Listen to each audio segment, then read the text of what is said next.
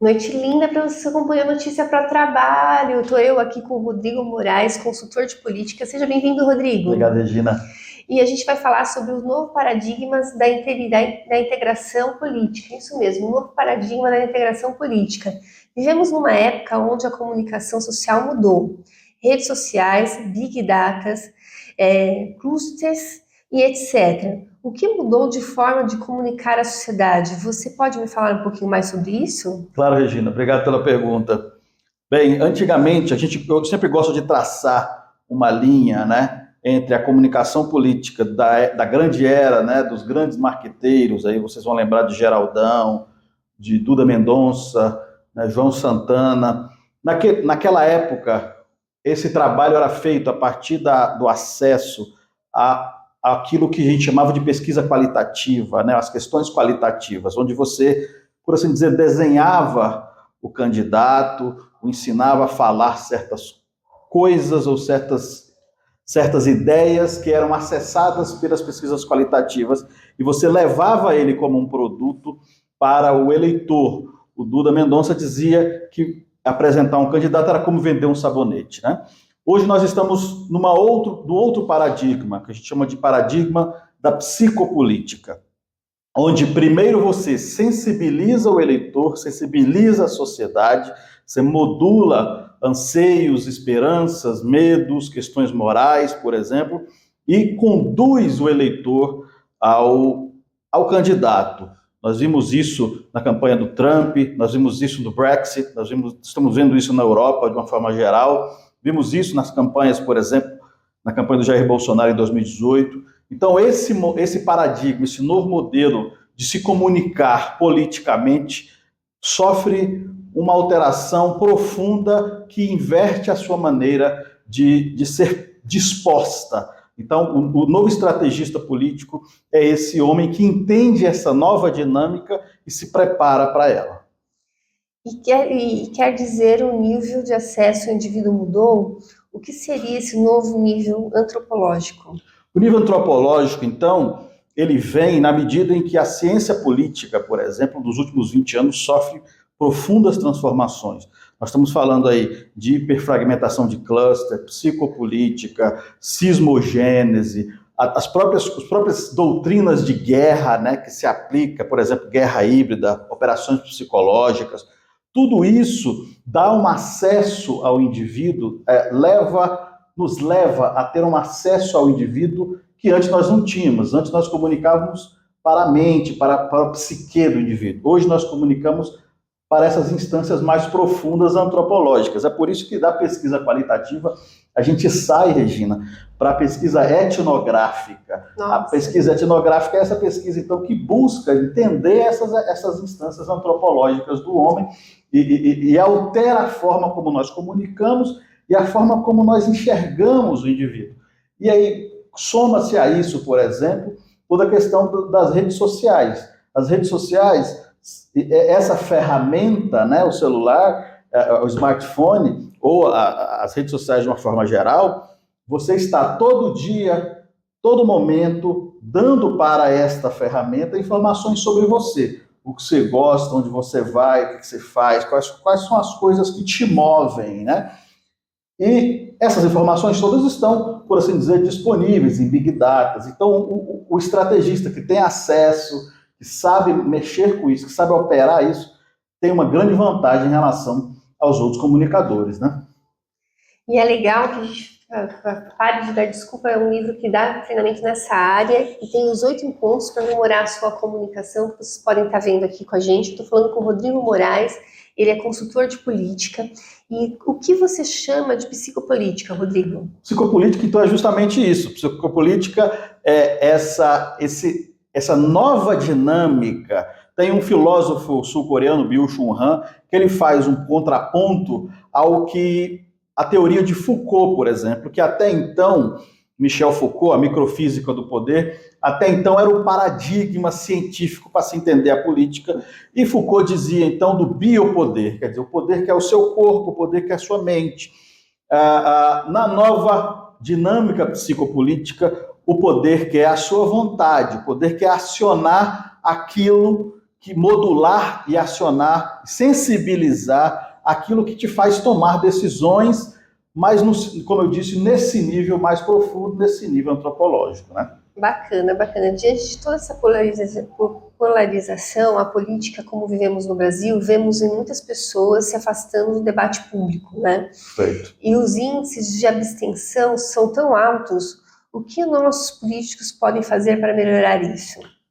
Esse é um tema muito importante. Aliás, essa palavra polarização, eu faço uma crítica a ela, eu digo que os nossos analistas, os nossos cientistas políticos estão usando isso, a própria imprensa, de uma maneira equivocada. Polarização na política sempre vai existir, sempre as pessoas vão escolher um lado ou outro, né? Isso é tradicional, tradição no Brasil, por exemplo, tentou-se criar, ou se criou, né, o segundo turno, justamente para que no primeiro as pessoas tivessem uma lista de opções, várias ideias diferentes, mas você percebe que já no primeiro turno as pessoas, a população já escolhe, por assim dizer, os dois campeões. O que nós estamos vivendo hoje é uma outra coisa. Nós estamos vivendo hoje o que se deve ser chamado de cismogênese. Cismogênese é a divisão produzida da sociedade, uma divisão, por assim dizer, artificial, justamente usando as ferramentas que eu te falei, de fragmentação de cluster, de, por assim dizer, circuitos psicodinâmicos, né? E essas ferramentas de operações psicológicas, essas ferramentas de guerra híbrida, como eu disse, né? Então, o comunicador político, ou o próprio candidato, ele tem que estar atento, porque nessa dinâmica cismogênica, nós estamos observando um número muito grande de abstenções, ou seja, as pessoas estão se afastando da política, porque essas disputas, essas divisões, elas não são afeitas às necessidades reais das pessoas. As pessoas estão falando aí de comunismo, de fascismo, e a dona Maria não tem, por exemplo, dinheiro para comprar o gás, ou não tem dinheiro para pagar aluguel, ou não tem creche para colocar o filho.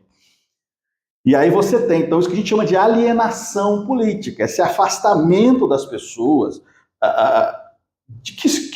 que olham para essas situações e se afastam, né? Elas se alienam do processo político. E esses números cada vez mais acentuados, nós estamos falando, por exemplo, de 40%, às vezes, somado brancos, nulos e abstenções, nós estamos falando de números muito grandes, quer dizer, você tem 30% de um lado, 30% do outro, e 40% das pessoas afastadas do processo político. Que legitimidade tem um presidente, ou um prefeito, ou um governador eleito com esses números tão baixos? Nesse sentido, a comunicação política tem que caminhar para atrair essas pessoas de volta para o debate. E aproveitando essas novas dinâmicas sismogênicas, por exemplo, entendendo elas e criando, gerando processos, e aí sim, Regina, antropológicos, que sejam capazes de trazer as pessoas de volta, porque são votos importantíssimos. Nós estamos falando de 40%. Isso é mais do que os nossos presidentes, governadores e prefeitos estão tendo em voto. Quer dizer, isso define uma eleição cada vez mais, né? E é um índice que os nossos políticos precisam estar atentos, né? E quais as novas tecnologias disponíveis para um candidato se comunicar com a população? Essa questão tecnológica é uma questão que a nossa empresa tem trabalhado muito. A gente está muito atento a essas questões científicas que eu te coloquei, né? Essas questões das novas dinâmicas de organização, de comunicação, de acesso ao indivíduo. Mas quando nós falamos de tecnologia, aí nós estamos falando de questões, por exemplo, como Big Data, né? Toda essa questão do acesso ao indivíduo por meio do Big Data, toda essa questão da inteligência artificial, a capacidade da inteligência artificial, as redes neurais, por exemplo, que é uma coisa que a nossa empresa trabalha bastante, a capacidade das redes neurais de agregar dados. Antigamente se falava muito, se fala ainda, de arquétipos, né? Que começou a ser usado na campanha do Obama, em 2008. Mas a questão dos arquétipos, essas análises SWOT, etc., todo esse ferramental, ele acaba ficando, por assim dizer, obsoleto quando nós temos, por exemplo, a inteligência artificial e as redes neurais com a capacidade, Regina, de integrar personalidades e dados e perfis e gerar níveis de perfis de pessoas a partir do acesso a esses Big Data, quase que infinitos. Quer dizer, a gente pode dividir isso para a unidade, gerando perfil na unidade do dado. E esses perfis, então, você gera camadas de comunicação, integrando os perfis, classes sociais, integrando isso de uma maneira tal que eu posso me comunicar com cada um desses setores de uma maneira diferente, e dentro das redes sociais, fora das redes sociais. Quer dizer, a tecnologia traz uma infinidade de possibilidades de compreender essa pessoa para quem eu quero me comunicar. Bacana. E fala mais um pouquinho sobre a sua empresa. Bem, nós temos, a nossa empresa desenvolveu uma ferramenta recentemente chamada Teia. A Teia é uma ferramenta que integra tudo isso que eu estou te falando.